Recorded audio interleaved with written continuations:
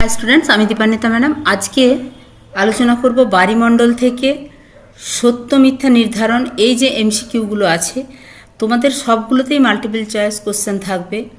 সে এক কথায় উত্তরই হোক, সেখানেও যেটা সঠিক উত্তর সেটাতে চারটে অপশন থাকবে, সঠিক উত্তর দিতে হবে। শূন্যস্থান পূরণ, সেখানেও চারটে অপশন থাকবে, সেখানে চারটে অপশনের মধ্যে একটা বেছে নিতে হবে। এর আগে বাম স্তম্ভ ডান স্তম্ভ সেটাও চার রকমভাবে এলোমেলো করে সাজানো আছে, সেগুলো প্রত্যেকটাই করে দিয়েছি তোমাদের নতুন সিলেবাস। আমি শুধু তোমাদের জন্যই, তোমাদের কথা ভেবেই কষ্ট করে এই কোশ্চেন প্যাটার্নগুলো বানানো। তোমরা বইতে হয়তো হাজার হাজার পেয়ে যাবে, হাজার হাজার মানে একটা বইতেই বলছি না, কিন্তু বিভিন্ন বইতে প্রচুর এমসিকিউ পাবে, যাতে কনফিউজ হবে যে আমি কোনটা পড়বো কোনটা নয়। তার জন্যই আমার এই ক্লাসে আসা, এত কষ্ট করে এই অনুযায়ী কোশ্চেনগুলো বানানো। এটা নোটস বানানো বলবো না, এই কোশ্চেনের প্যাটার্ন অনুযায়ী কোশ্চেনগুলোকে বানানো এবং তারপরে ভিডিও করে রিপ্রেজেন্ট করা। যাতে আমি ভিডিওটা করা এই কারণে যে আমি প্রত্যেকটা জিনিস আলোচনা করে করে বলে বলে যেতে পারবো। দেখো, এর আগে যে আমি ডান দিক বাম দিক মেলানো, এটা তোমরা নিশ্চয়ই আগের ক্লাসটা পেয়েছো। আজকে একদম সত্য মিথ্যাতে চলে যাব। তো যাওয়ার আগে বলবো, তোমাদের যেহেতু প্রত্যেকটা চ্যাপ্টার আলোচনা করছি এবং প্রত্যেকটা চ্যাপ্টার থেকেই কোশ্চেন বিভিন্ন প্যাটার্নের, তোমাদের মোট 9টা প্যাটার্ন আছে। প্রত্যেকটা প্যাটার্নের আমি কম করে 20টা, বেশি পক্ষে 50টা করে। কোনো কোনো চ্যাপ্টারে তো শূন্যস্থান আর প্রথমে যে সঠিক উত্তর নির্বাচন, সেখানে তো 100টার উপর করেও করে দেওয়া আছে। তো অবশ্যই বলবো তোমরা আমার চ্যানেলে এসে প্রত্যেকটা ভিডিও দেখবে। এখানে ভিডিও করে দেওয়ার উদ্দেশ্য আলোচনা করা, যাতে একটা কোশ্চেন পড়তে গিয়ে সেখান থেকে আর যা যা কোশ্চেন আসতে পারে সেগুলো আলোচনা হয়ে যায়। যাই হোক, আর কথা না বাড়িয়ে শুরু করছি মূল আলোচনায়। মূল আলোচনায় যাওয়ার আগে বলবো, চ্যানেলে নতুন হয়ে থাকলে অবশ্যই চ্যানেলটা সাবস্ক্রাইব করে পাশের বেল আইকন প্রেস করে রাখবে, যাতে আমি নতুন কোনো ভিডিও আপলোড করার সাথে সাথেই তোমাদের কাছে নোটিফিকেশান পৌঁছে যায়। আর একটা রিকোয়েস্ট, যে ভিডিওটা ভালো লাগে তাহলে অবশ্যই একটা লাইক করো। প্রথমে হচ্ছে সত্য মিথ্যা নির্ধারণ। আজকে দুটো টপিক পড়াবো, সত্য মিথ্যা নির্ধারণ এবং অ্যাজারশন রিজনিং টাইপ। তাই ক্লাসটা একটু বড় হবে, মন দিয়ে শোনো। সবচেয়ে বড় কথা, পারলে উত্তরগুলো লিখে নাও। বইতে কিন্তু তোমরা বুঝতে পারবে না যে আমি কোনটা পড়বো কোনটা নয়। একটি পিলেজিক মাছের উদাহরণ হলো হেরিং। ভারতের করমণ্ডল উপকূলে মোনাজাইট পাওয়া যায়। কৃত্রিম হাত ও পা তৈরিতে টাইটানিয়াম ব্যবহার করা হয়। এই বিবৃতিগুলোর মধ্যে কোনটা সত্য কোনটা মিথ্যা সেই নিয়ে ABCD সাজানো আছে, যে একটা সত্য, দুটো সত্য, তিনটেই সত্য, দুটো সত্য, একটা মিথ্যা, একটা সত্য পরেরটা মিথ্যা, মানে 1 2 3। আমি যেখানে মাউসটা নিয়ে যাচ্ছি নিশ্চয়ই বুঝতে পারছো, এরকম 4 রকম করে সাজানো আছে। অ্যাকচুয়ালি প্রথম প্রশ্নের সবগুলো বিবৃতিই সঠিক। পিলেজিক মাছের উদাহরণ হেরিং, করমণ্ডল উপকূলে মোনাজাইট পাওয়া যায়, আর কৃত্রিম হাত পা তৈরিতে টাইটানিয়াম ব্যবহৃত হয়। দেখো, তোমরা এখানে কত এক্সট্রা জিনিস জেনে যেতে পারছো, শুধু বই পড়ে হবে না। প্রশ্ন 2, নেরিটিক অঞ্চলের বিস্তার তটদেশীয় অঞ্চলের তুলনায় কম। এই যে বললাম বই দেখে হবে না। ধরো এখানে আমি নেরিটিক অঞ্চল কি আমি ক্লাসে আগে আলোচনা করেছি, আগের ক্লাসগুলোতে গেলে তোমরা পাবে। এখানে আবারও বলে দিচ্ছি, তটদেশীয় অঞ্চল যেটায় জোয়ারের জল একদম ঊর্ধ্ব সীমা পর্যন্ত উঠে আসে, ভাটার সময় নিচে নেমে যায় যে নিম্ন সীমা পর্যন্ত। অর্থাৎ যে বেলাভূমি বা যে সৈকতভূমি, দীঘায় আমরা গিয়ে যেই বেলাভূমির অংশটা হাঁটাচলা করি, কিন্তু মাঝে মধ্যে গিয়ে দেখি যে ওই অংশটাতে জল উঠে এসছে, এই অংশটা তটদেশীয় অঞ্চল। নেরিটিক অঞ্চল কিন্তু তার পরের অংশটা, একদম 180 মিটার গভীর পর্যন্ত, অর্থাৎ যেটা ধীর ঢালে মহিষপান, সেই অঞ্চলটাকে ঝিনুক অঞ্চল বা নেরিটিক অঞ্চল বলে। আচ্ছা, নেরিটিক অঞ্চলের বিস্তার তটদেশীয় অঞ্চলের তুলনায় কম, এটা কি হতে পারে না? তটদেশীয় অঞ্চল কম, ওই জোয়ারের জলের ঊর্ধ্বসীমা ভাটার জলের নিম্নসীমা ওইটুকুর মধ্যে। তাহলে প্রথম বাক্যটা ভুল আছে। লোথিয়ান গ্রিন টেট্রাহাইড্রাল মতবাদ দেন। আমরা জানি লোথিয়ান গ্রিনেরই টেট্রাহাইড্রাল মতবাদ। টেট্রাহাইড্রাল মতবাদ আমার ক্লাসে আলোচনা করা আছে। প্রশান্ত মহাসাগরে ছোট বড় মিলিয়ে মোট 30,000-এর বেশি দ্বীপ রয়েছে। সত্যিই রয়েছে। তাহলে কোনটা ঠিক ঠিক হলো? প্রথমেরটা ভুল, দ্বিতীয়টা ঠিক, 3 নম্বরটাও ঠিক। প্রথমেরটা ভুল, পরেরটা ঠিক, তারপরটা ঠিক। এখানেটা কোনো কারণে 1 টাইপ হয়ে আছে, ব্যাস। প্রশ্ন 3, অ্যালুসিয়ান ডেপথ আটলান্টিক মহাসাগরে অবস্থিত। প্রথমে বলি না, অ্যালুসিয়ান, চ্যাথাম, ফিজি এগুলো সব প্রশান্ত মহাসাগরের দ্বীপ।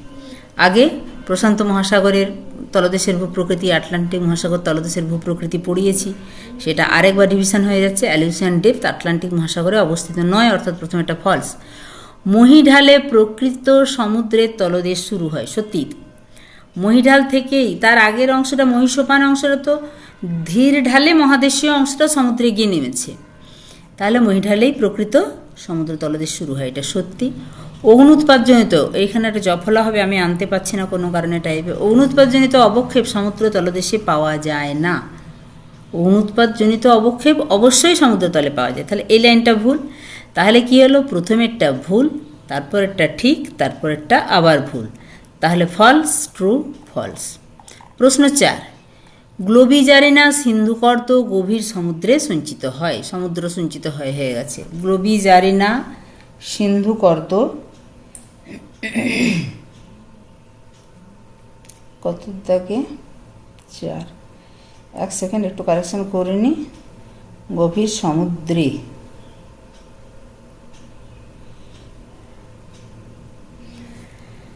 হ্যাঁ, গ্লোবিজারিনা সিন্ধুকর্দ গভীর সমুদ্রেই সঞ্চিত হয়। চ্যালেঞ্জার উচ্চভূমি আটলান্টিক মহাসাগরে অবস্থিত, এটাও ঠিক। ডলফিন চ্যালেঞ্জার উচ্চভূমি আটলান্টিক মহাসাগরে অবস্থিত। অগভীর সমুদ্র থেকে খনিজ তেল অপেক্ষা কয়লা অধিক উত্তোলিত হয় না। অগভীর সমুদ্র সবসময় খনিজ তেলের ভাণ্ডার, ফলে লাস্টেরটাও ফলস বা মিথ্যা। তাহলে প্রথমের দুটো সত্য, তারপরেরটা মিথ্যা, সঠিক উত্তর বি। প্রশ্ন 5, মহীঢালের প্রান্তভাগে মৃদু ঢাল বিশিষ্ট পলল ব্যজনী গড়ে ওঠে। একদমই তাই। মহীঢালের যে প্রান্তভাগ, অর্থাৎ মহীসোপান তো ধীরে ধীরে ঢালু হয়ে গেছে, কিন্তু মহীঢালে গিয়ে খাড়া ঢালে নেমেছে। এই যে ধীর ঢালটা আসছিল, হঠাৎ করে আমার হাত ধরো এই পোর্শনটা, এটা মৃদু ঢাল, আর এইটা হঠাৎ করে খাড়া ঢাল, এটা মহীঢাল। মহীঢালের প্রান্ত দেশে মৃদু ঢাল বিশিষ্ট পলল ব্যজনী, মানে ওখানে যে পল্লীয় রাশি নিয়ে যায় ওইখানে জমা করে পলল ব্যজনীর মতো ভূমিরূপ সৃষ্টি করে, অর্থাৎ এটা সত্য। তপ্তবিন্দু সংলগ্ন অঞ্চলে আগ্নেয় শঙ্কু গড়ে ওঠে, সত্য। প্রশান্ত মহাসাগর এস আকৃতি বিশিষ্ট না, বিশাল আকার ব অক্ষরের মতো বলতে পারা যায়, ত্রিভুজের মতো বলতে পারা যায়, কিন্তু এস আকৃতি বিশিষ্ট হচ্ছে আটলান্টিক মহাসাগর, অর্থাৎ এটা মিথ্যা। সঠিক উত্তর বি, ট্রু, ট্রু, ফলস। প্রশ্ন 6, শীতল জলরাশি উপরের দিকে উঠে আসে এবং উষ্ণ জলরাশি নিচের দিকে নামে। শীতল জলরাশি উপরের দিকে উঠে আসে না, শীতল জলরাশি ভারী, সে নিচের দিকে নেমে যায়। উষ্ণ জলরাশি হালকা উপরের দিকে উঠে যায়। প্রথমেরটাই ভুল। প্রশান্ত মহাসাগরের মহীঢালের, দাঁড়াও মহীঢাল একটা কথা করে দিই, প্রশান্ত মহাসাগরের মহীঢালের বিস্তার মোট ক্ষেত্রমানের 50% না। প্রশান্ত মহাসাগরের মহীসোপান বরং অনেক বিস্তৃত, মহীঢাল নয়। অগ্নুৎপাত, এখানে জফলা হবে, বানান ভুল আছে। জোয়ার ভাটা এবং সমুদ্র স্রোত প্রভৃতিও সমুদ্র জলের উষ্ণতাকে বৃদ্ধি করে, হ্যাঁ করে। তাহলে কি দাঁড়ালো, false, false, true. False, false, true কিসে আছে, অপশন ডিতে। 7, ভারতের বঙ্গোপসাগরে খনিজ তেলের খনি আছে, এটা ফলস। ভারতের বঙ্গোপসাগরে খনিজ তেলের খনি এখন আবিষ্কৃত হয়নি, তবে সম্ভাবনা আছে। খনিজ তেলের খনি আছে আরব সাগরে, মুম্বাই হাই অঞ্চল। আমাদের সুন্দরবন অঞ্চলে গবেষণা চলছে যে ওখানে পাওয়ার সম্ভাবনা আছে। ভারতের গুজরাটের কচ্ছ ও সুন্দরবনের দুর্গাদুয়ানিতে জোয়ার ভাটা থেকে বিদ্যুৎ উৎপাদনের কাজ চলছে, সত্য। টেরাপড হলো বালুকা জাতীয় কর্দম, না। রেডিওলারিয়ান, ডায়াটম এগুলো হচ্ছে বালুকা জাতীয়। টেরাপড বালুকা জাতীয় নয়, সিলিকা জাতীয়। তাহলে প্রথমেরটা ফলস, তারপরটা ট্রু, তারপরটা ফলস। দেখো আমি একদম তোমাদের যেগুলো ইম্পর্ট্যান্ট, যেগুলো বারে বারে পড়তে গিয়ে আসছে সেই রকম প্রশ্নই কিন্তু দিয়েছি। প্রশ্ন 8, হাওয়াই উচ্চভূমি আটলান্টিক মহাসাগরে অবস্থিত, না, প্রশান্ত মহাসাগরে অবস্থিত। এটা কমা দিয়ে, এটা হচ্ছে তোমাদেরকে সঠিক উত্তরটা জানিয়ে দেওয়ার জন্য ব্র্যাকেটে লেখা আছে, বা এটা ডবল কালি করে দিতে পারি।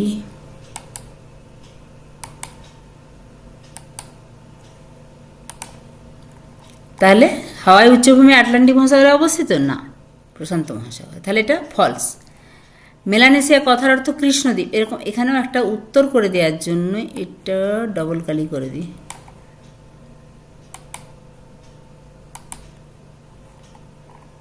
ঠিক আছে,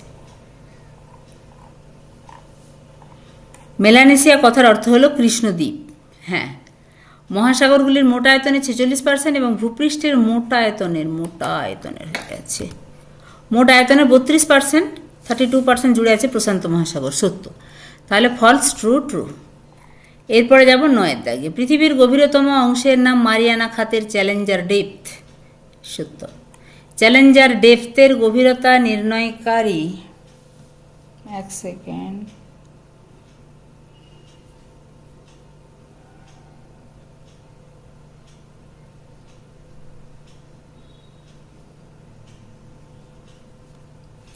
চ্যালেঞ্জার ডেপথের গভীরতা, আবার একটা র রয়ে গেল, নির্ণয়কারী জাহাজটির নাম সাগর সম্রাট। না, ভিটিয়াজ, এটা জানানোর জন্য, তাহলে এটা ফলস।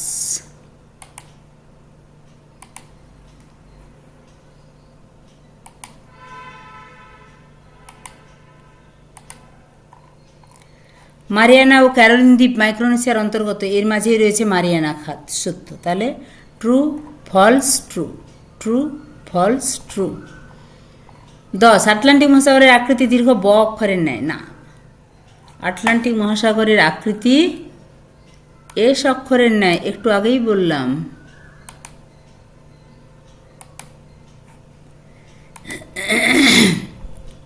তাহলে এটা ফলস। মধ্য আটলান্টিক শৈলশিরার উত্তর অংশের নাম চ্যালেঞ্জার উচ্চভূমি। না, উত্তর অংশের নাম হচ্ছে ডলফিন উচ্চভূমি। উত্তর অংশের নাম কি? ডলফিন উচ্চভূমি। তাহলে এটা ফলস। 90 ডিগ্রি ইস্ট রিজ, অর্থাৎ 90 ডিগ্রি পূর্ব শৈলশিরা প্রশান্ত মহাসাগরে অবস্থিত। এটাও ফলস। না, ভারত মহাসাগরে অবস্থিত।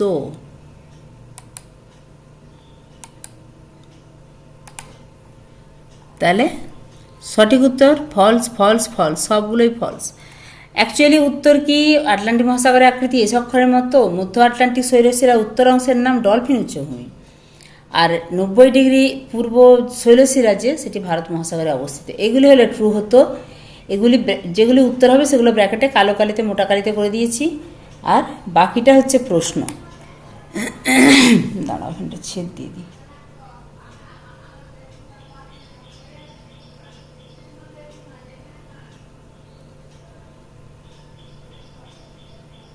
আলাদা করে দিলাম পুরো।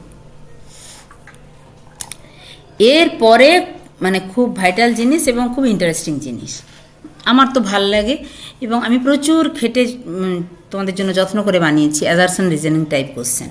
দুটো বিবৃতি থাকবে, দুটোই সত্য না দুটোই মিথ্যে, না একটা সত্য না একটা মিথ্যে, নাকি দুটোই সত্য এবং একটা আরেকটার উপর ডিপেন্ডেন্ট, এই রকমভাবে জয়েন্টের কোশ্চেন হয়।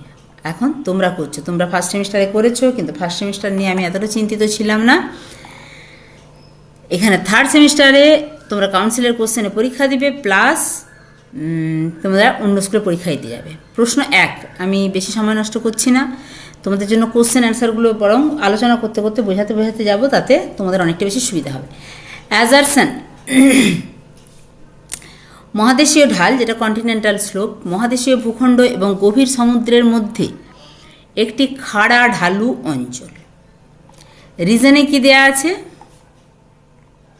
রিজনে হচ্ছে সমুদ্রপৃষ্ঠের উচ্চতা বৃদ্ধির কারণে মহাদেশীয় ঢালের সৃষ্টি হয়। এখানে সঠিক উত্তর এ সত্য, কিন্তু আর মিথ্যা। কেন আর মিথ্যা? না, সমুদ্রপৃষ্ঠের উচ্চতা বৃদ্ধির কারণে নয়, বরং মহাদেশীয় ভূখণ্ডের শেষ এবং গভীর সমুদ্রের শুরুর কারণে ঢাল তৈরি হয়। তাহলে এখানে ঢালটা কি কারণে বলেছে? সমুদ্রপৃষ্ঠের উচ্চতা বৃদ্ধির কারণে। জল বাড়লেই মহাদেশীয় ঢাল সৃষ্টি হয় না। মহাদেশীয় ঢাল যেটা কন্টিনেন্টাল স্লোপ, খাড়া ঢালে মিশে যাচ্ছে। মহাদেশীয় ভূখণ্ড এবং গভীর সমুদ্রের সমভূমি, প্রথমে মহীসোপান, তারপরে মহী ঢাল, তারপরে গভীর সমুদ্রের সমভূমি। এখানে বলছে কন্টিনেন্টাল স্লোপ বা মহাদেশীয় ঢাল যেটা, সেটা মহাদেশীয় ভূখণ্ড মানে মহীসোপানের অংশ এবং গভীর সমুদ্রের মধ্যে একটা খাড়া ঢালু অঞ্চল। ঠিকই আছে, কিন্তু বলছে কি সমুদ্রপৃষ্ঠের উচ্চতা বৃদ্ধির কারণেই এই মহাদেশীয় ঢালের সৃষ্টি হয়, সেটা নয়। অর্থাৎ রিজনটা নয়, আরটা নয়। এ সত্য, কিন্তু আর মিথ্যা। সমুদ্রপৃষ্ঠের উচ্চতা বৃদ্ধির কারণে নয়, বরং মহাদেশীয় ভূখণ্ডের শেষ এবং গভীর সমুদ্রের শুরু, এই কারণেই এই ঢালটা তৈরি হয়েছে। প্রশ্ন 2, এটা হচ্ছে মহাসাগর তলদেশের ভূপ্রকৃতি থেকেই 10টা আছে। গভীর সমুদ্র খাত হলো মহাসাগরীয় ভূত্বকের সবচেয়ে গভীর অংশ। গভীর সমুদ্র খাত, মহীসোপান, মহীঢাল, তারপরে গভীর সমুদ্র খাত, মহাসাগরীয় ভূত্বকের সবচেয়ে গভীর অংশ। রিজন, দুটি টেকটনিক প্লেটের সংঘর্ষের ফলে একটি প্লেট অন্যটির নিচে ডুবে গেলে, সাবডাকশন হলে গভীর সমুদ্র খাতের সৃষ্টি হয়। সঠিক উত্তর এ আর উভয়ই সত্য এবং আর হলো এর সঠিক ব্যাখ্যা। গভীর সমুদ্র খাত মহাসাগরীয় যে ভূত্বক তার সবচেয়ে গভীর অংশ।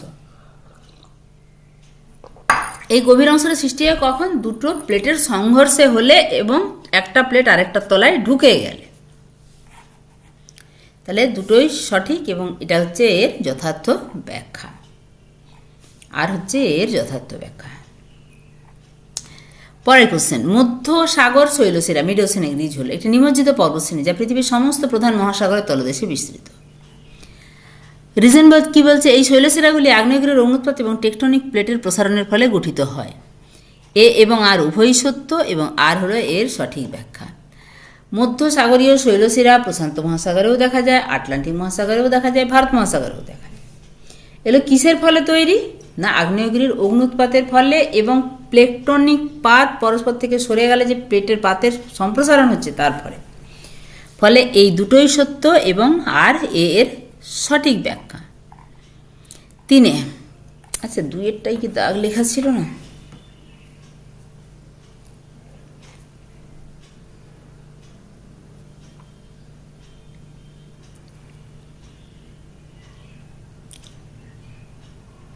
লাল করে দিলাম।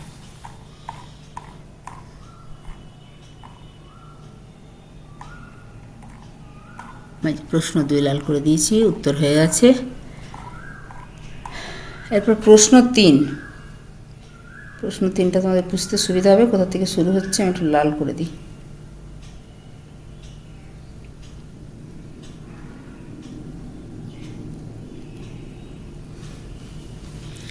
অ্যাজারসন কি বলছে? মধ্যসাগর শৈলশিরা হলো নিমজ্জিত পর্বতশ্রেণী। আচ্ছা আচ্ছা, এটাও হয়ে গেছে, 3 হয়ে গেছে। 4টা তাহলে এবারে দাঁড়া, আমি প্রশ্নগুলো একটু লাল কালিতে করে দিই।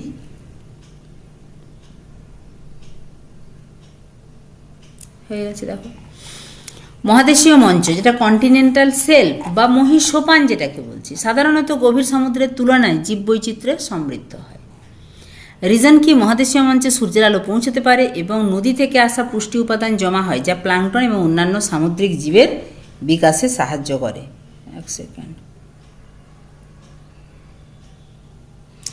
দেখো, মহাদেশীয় মঞ্চ মানে যেটা ধীর ঢালে সমুদ্রে গিয়ে মিশছে বা মহীসোপান।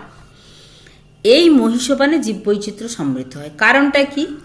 না, এখানে যেহেতু গভীরতাটা কম, 200 মিটার, গড় গভীরতা 200 মিটারের বেশি হয় না, কিন্তু ফলে সূর্যের আলো পৌঁছতে পারে, নদী থেকে আসা পুষ্টি উপাদানও এখানে জমা হয়, ফলে মাছের খাদ্য প্লাঙ্কটন জন্মায় যা অন্যান্য সামুদ্রিক জীবের বিকাশে সহায়ক হয়। তাহলে দুটোই সত্য এবং আর এর যথার্থ ব্যাখ্যা। দেখো এখানে সঠিক উত্তর এ এবং আর উভয়ই সত্য এবং আর হলো এর সঠিক ব্যাখ্যা। প্রশ্ন 5, আবার একটু লাল কালিতে করে দিই।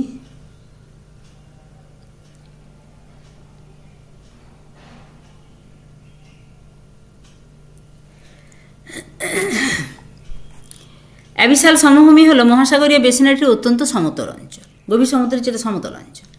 এটি মূলত মহাদেশ থেকে আসা পলি এবং মৃত সামুদ্রিক জীবের অবক্ষেপের ফলে গঠিত হয়। দুটোই সত্য এবং আর হলো এর সঠিক ব্যাখ্যা। হয়ে গেল। এবারে সমুদ্র জলের উষ্ণতা থেকে, আচ্ছা এখানে 5টা, ভূপ্রকৃতি থেকে 5টা, উষ্ণতা থেকে 5টা, লবণতা থেকে 5টা, প্লাস অবক্ষেপ থেকে 5টা। উষ্ণতা থেকে 5টা কি দেখব? প্রশ্ন 1, নিরক্ষীয় অঞ্চলে সমুদ্র জলের উষ্ণতা মেরু অঞ্চলের তুলনায় বেশি। বেশি জানি।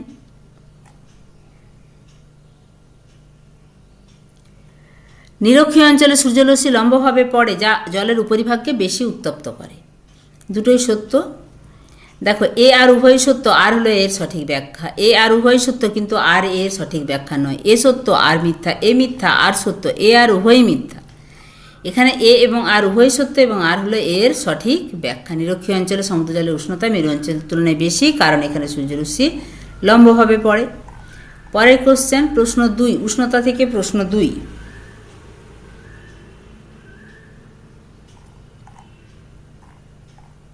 সমুদ্রের গভীরতা বৃদ্ধির সাথে সাথে জলের উষ্ণতা সাধারণত কমতে থাকে। সূর্যের আলো সমুদ্রের গভীরে প্রবেশ করতে পারে না, তাই গভীর জলের স্তর উত্তপ্ত হতে পারে না। তাহলে সমুদ্রের গভীরতা বৃদ্ধির সাথে সাথে জলের উষ্ণতা কমে যায়। কেন না সূর্যের আলোটা প্রবেশ করতে পারে না। এ এবং আর উভয় সত্য, আর হলো এর সঠিক ব্যাখ্যা, এ আর উভয় সত্য, আর এর সঠিক ব্যাখ্যা নয়, এ সত্য আর মিথ্যা, এ মিথ্যা আর সত্য, এ এবং আর উভয় মিথ্যা। এখানে এ এবং আর উভয় সত্য এবং আর হলো এর সঠিক ব্যাখ্যা। প্রশ্ন 3, প্রশ্ন 3-এ দেখো, এতক্ষণ পর্যন্ত আমরা যা পাচ্ছিলাম সবগুলোই দুটোই সত্য এবং একটা আরেকটার ব্যাখ্যা ছিল। এখানে 3-এ কি আসছে? উষ্ণ সমুদ্র স্রোত উপকূলবর্তী অঞ্চলে জলবায়ুকে শীতল করতে সাহায্য করে। একদমই নয়। উষ্ণ সমুদ্র স্রোত কীভাবে শীতল করবে? উষ্ণ স্রোতগুলি শীতল অঞ্চল থেকে উষ্ণ জল বহন করে আনে। উষ্ণ স্রোতগুলি শীতল অঞ্চল থেকে উষ্ণ জল বহন করে আনে।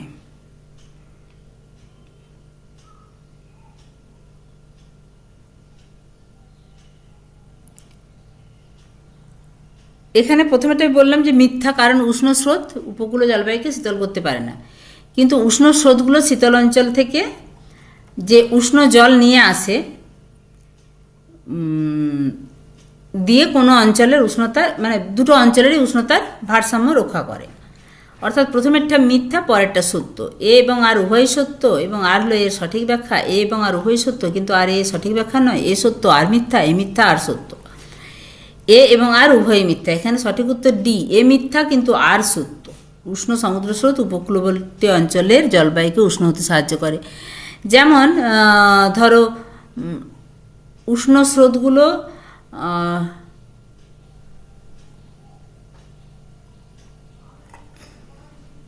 দাঁড়াও, এখানে একটা লাইনটা ঠিক করে দিই। উষ্ণ স্রোতগুলো শীতল অঞ্চলে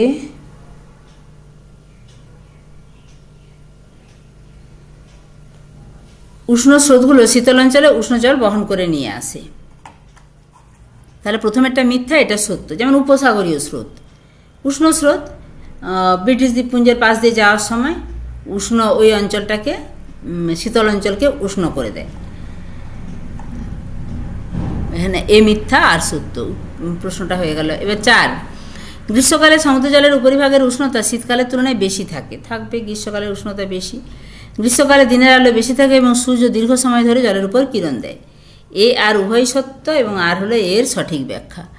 5, সমুদ্রের জলের উষ্ণতা সামুদ্রিক জীবের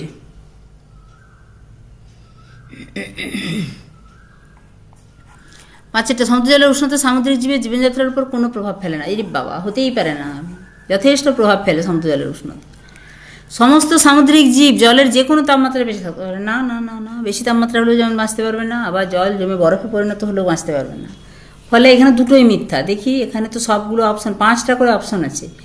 এ আর উভয় সত্য, আর হলো এ সঠিক ব্যাখ্যা। এ আর উভয় সত্য কিন্তু আর এ সঠিক ব্যাখ্যা নয়। এ সত্য আর মিথ্যা, এ মিথ্যা আর সত্য, এ আর উভয়ই মিথ্যা। এখানে এ আর উভয়ই মিথ্যা।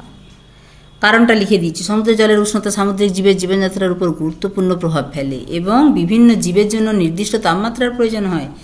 তাই যে কোনো তাপমাত্রায় বেঁচে থাকতে পারবে বললে হবে না। এরপরে লবণতা থেকে 5টা, অবক্ষেপণ থেকে 5টা। লবণতা থেকে, নিরক্ষীয় অঞ্চলের তুলনায় মেরু অঞ্চলে সমুদ্র জলের লবণতা সাধারণত কম থাকে। একদম।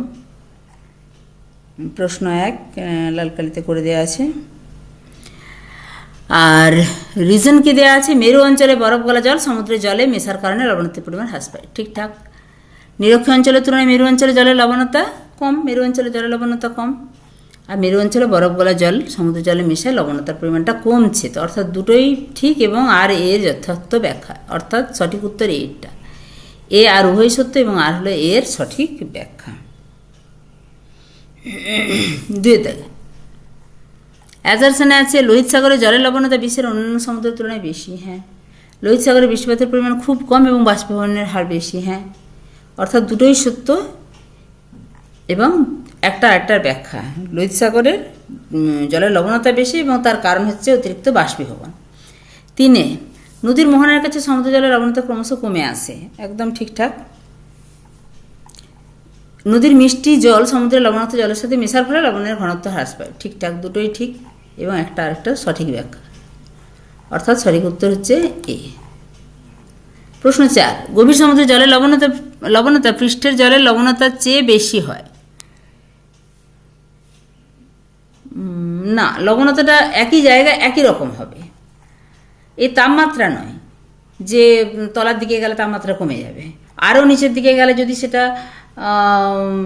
মানে ম্যাগমার পরিচালন স্রোতের কাছাকাছি চলে আসে তখন উষ্ণতা বৃদ্ধি পাবে। এরকম একই জায়গায় দাঁড়িয়ে উষ্ণতা তারতম্য হয়, কিন্তু গভীর সমুদ্রের জলের লবণতা পৃষ্ঠের জলের লবণতার চেয়ে বেশি হয়, এরকম হবে না। সূর্যের আলো গভীর সমুদ্র পর্যন্ত পৌঁছাতে পারে না, তাই বাষ্পীভবনের হার কম হয়। এটা কোনো কথা নয়। সূর্যের আলো গভীর সমুদ্রে পৌঁছতে পারে না, বাষ্পীভবনের হার কম ঠিকই আছে, কিন্তু সেটার কারণে গভীর সমুদ্র এবং সমুদ্রপৃষ্ঠের উপরে পার্থক্য হবে না। আমরা উত্তরটা দেখে নিচ্ছি, এ মিথ্যা কিন্তু আর সত্য। গভীর সমুদ্রের চেয়ে উপরের অংশে বাষ্পীভবন বেশি হবে, এটা ঠিক। এ মিথ্যা কিন্তু আর সত্য। সাধারণত গভীর সমুদ্রের জলের লবণতা পৃষ্ঠের জলের চেয়ে কম বা প্রায় একই থাকে, বেশি হয় না। তবে আর সত্য, কারণ গভীর সমুদ্রে সূর্যের আলো পৌঁছায় না বলে বাষ্পীভবন কম হয়। এই যে বললাম সূর্যের আলো গভীর সমুদ্র পর্যন্ত পৌঁছাতে পারে না, তাই বাষ্পীভবনের হার কম, এটা ঠিক। এই যে গভীর সমুদ্রের জলের লবণতা পৃষ্ঠের জলের লবণতার চেয়ে বেশি হয়, এটা কখনোই হবে না। বলছে যদি বা হয় গভীর সমুদ্রে একটু কম হতে পারে, কিন্তু কখনোই মানে একই হওয়ার কথা, কিন্তু কখনোই বেশি নয়। তাই কেন নয় সেটাও ব্র্যাকেটে লিখে দেওয়া আছে। 5, সমুদ্র জলের লবণতা জলজ প্রাণীদের জীবন ধারণের জন্য অত্যন্ত গুরুত্বপূর্ণ। একদম ঠিকঠাক। লবণাক্ততা সমুদ্র জলের ঘনত্ব এবং দ্রবীভূত অক্সিজেনের পরিমাণকে প্রভাবিত করে না। না করে, তার এটা মিথ্যা। দেখি উত্তর কি আছে। এখানেও 5টা অপশানই আছে, উত্তর আছে এ সত্য আর মিথ্যা, যা বলেছি। লবণাক্ততা সমুদ্র জলের ঘনত্ব এবং দ্রবীভূত অক্সিজেন পরিমাণকে প্রভাবিত করে, কিন্তু হয়ে গেল। এবারে সামুদ্রিক অবক্ষেপ থেকে অ্যাজারশন। গভীর সমুদ্রের তলদেশে লাল কাদা একটি গুরুত্বপূর্ণ সামুদ্রিক অবক্ষেপ।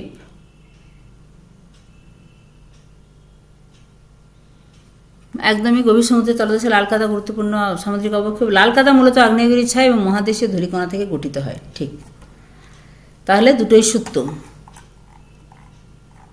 এখানেও 5টা করেই অপশন আছে। এ আর উভয় সত্য, আর হলো এ সঠিক ব্যাখ্যা। এ আর উভয় সত্য কিন্তু আর এ সঠিক ব্যাখ্যা নয়। এ সত্য আর মিথ্যা, এ মিথ্যা আর সত্য, এ আর উভয়ই মিথ্যা। আরেকবার দেখে নাও দুটো অপশন, এ আর উভয় সত্য এবং আর হলো এ সঠিক ব্যাখ্যা। অধৈর্য হয় না, আর মাত্র 4টে কোশ্চেন ব্যাস। তাহলে এই চ্যাপ্টারটা থেকে প্রথমে যে সঠিক উত্তর নির্বাচন, শূন্যস্থান পূরণ, বাম স্তম্ভ ডান স্তম্ভ মেলানো, সত্য মিথ্যা, অ্যাজারশন রিজনিং টাইপ হয়ে গেল। এরপরে যেটা আমরা চার্ট ভিত্তিক কোশ্চেন বা যেগুলো ছবি থেকে কোশ্চেন থাকে, যেটা বলে ডায়াগ্রাম বেসড কোশ্চেন, আর কেস স্টাডি ভিত্তিক কোশ্চেন, এই দুটো আলোচনা করবো ব্যাস। তাহলে কমপ্লিট চ্যাপ্টার, অনেক বড় চ্যাপ্টার। চেষ্টা করেছি যতটা সম্ভব তোমাদের মানে পড়তে পারবে এবং পরীক্ষায় পড়বে সেই রকম ভেবে কোশ্চেনগুলো বেছে নেওয়ার। মহিষবানের কাছাকাছি অঞ্চলে নুড়ি কাঁকর এবং বালির মতো কন্টিনেন্টাল অবক্ষেপ বেশি দেখা যায়। আচ্ছা, প্রশ্ন 2, মহিষবানের কাছাকাছি অঞ্চলে নুড়ি কাঁকর এবং বালির মতো কন্টিনেন্টাল অবক্ষেপ বেশি দেখা যায়। ঠিকঠাক। এই অঞ্চলে নদীর স্রোত এবং ঢেউয়ের প্রভাব বেশি থাকে, যা বড় আকারে শিলাখণ্ড বহন করে আনে। ঠিক, দুটোই ঠিক। উভয় সত্য এবং আর এ যথার্থ ব্যাখ্যা। মহিষপানের কাছাকাছি নুড়ি বালির সঞ্চয় দেখা যায়, কারণ এই অঞ্চলে নদীর স্রোত ঢেউয়ের প্রভাব বেশি থাকে, যা বড় আকারে শিলাখণ্ড বয়ে নিয়ে আসে। তাহলে কোনটা সঠিক উত্তর? এ আর উভয় সত্য, আর হলো এর সঠিক ব্যাখ্যা। প্রশ্ন 3, জৈব অবক্ষেপ সমুদ্রের গভীরতম অংশ সবচেয়ে বেশি পরিমাণে পাওয়া যায়। রিজন কি? জৈব অবক্ষেপ মূলত প্ল্যাঙ্কটন এবং অন্যান্য সামুদ্রিক জীবের মৃতদেহ খোলস থেকে তৈরি হয়, যা গভীর সমুদ্রে অত্যধিক পরিমাণে জন্মায়। এখানে এ সত্য কিন্তু আর মিথ্যা। জৈব অবক্ষেপ সমুদ্রের গভীরতম অংশ সবচেয়ে বেশি পাওয়া যায়, এটা সত্য, কিন্তু জৈব অবক্ষেপ মূলত প্ল্যাঙ্কটন এবং অন্যান্য সামুদ্রিক জীবের মৃতদেহ খোলস থেকে তৈরি হয়, যা গভীর সমুদ্রে অত্যধিক পরিমাণে জন্মায়, এটা মিথ্যা। কেননা জৈব অবক্ষেপ অগভীর থেকে মাঝারি গভীরতাতেই বেশি দেখা যায়, কারণ সেখানেই প্ল্যাঙ্কটনের প্রাচুর্য বেশি থাকে। দেখেছো? কেন সেটার উত্তর কোনোটার না হচ্ছে তার ব্যাখ্যাটাও কিন্তু লিখে দিয়েছি, যেটা তোমরা বই পড়ে বুঝে উঠতে পারতে না। প্রশ্ন 4, কসমোজেনিক অবক্ষেপ সমুদ্রের মোট অবক্ষেপের একটা খুব ছোট অংশ গঠন করে। ঠিক আছে। এই অবক্ষেপগুলি মহাকাশ থেকে আসা ধূলিকণা এবং উল্কাপিণ্ডের অবশিষ্টাংশ থেকে তৈরি হয়ে যা পৃথিবীতে খুব কম পরিমাণে পতিত হয়।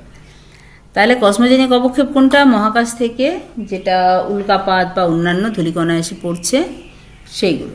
এটা খুব কম অংশ জমা হয়ে গঠন করে, মানে অবক্ষেপ পরিমাণ কম হয় এই মহাকাশ থেকে আসা ধূলিকণা উল্কাপিণ্ড। এই অবক্ষেপগুলি মহাকাশ থেকে আসা ধূলিকণা এবং উল্কাপিণ্ডের অবশিষ্টাংশ থেকে তৈরি হয় যা পৃথিবীতে খুব কম পরিমাণে পতিত হয়। তাহলে দুটোই সঠিক এবং আর এ যথার্থ ব্যাখ্যা। প্রশ্ন 5 এবং শেষ। সমুদ্র তলদেশে বিভিন্ন প্রকার খনিজ যেমন ম্যাঙ্গানিজ নোডিউল পাওয়া যায়।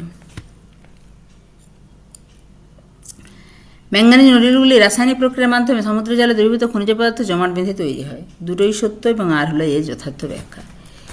এই ম্যাঙ্গানিজ নোডিউল কিভাবে তৈরি হয়? রাসায়নিক প্রক্রিয়ায় সমুদ্রের জলে দ্রবীভূত বিভিন্ন খনিজ পদার্থ জমাট বেঁধে তৈরি হয়। এই ম্যাঙ্গানিজ নোডিউল থেকে সমস্ত রকমের মূল্যবান খনিজ ধাতু ইত্যাদি পাওয়া যায়।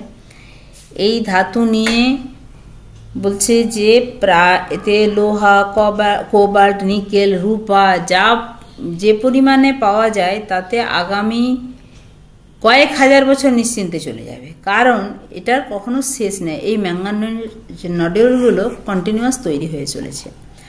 বর্তমানে পৃথিবীতে যে পরিমাণ লোহা খরচ হচ্ছে সেই পরিমাণে খরচ করলে আগামী 1000 বছর এই সমুদ্রের তলাতে ম্যাঙ্গানিজ নোডিউল থেকে যে খনিজগুলো পাওয়া যাচ্ছে তাতে চলে যাবে। তাহলে বুঝতেই পারছো সমুদ্রকে কেন খনিজের ভাণ্ডার বা রত্নাকর বলা হয়। ঠিক আছে, আর দুটো টাইপের শর্ট কোশ্চেন করাবো, তবে তার মাঝখানে আমি কিন্তু জীবমণ্ডলটা পড়াতে শুরু করে দেবো। ঠিক আছে, সবাই ভালো থাকবে।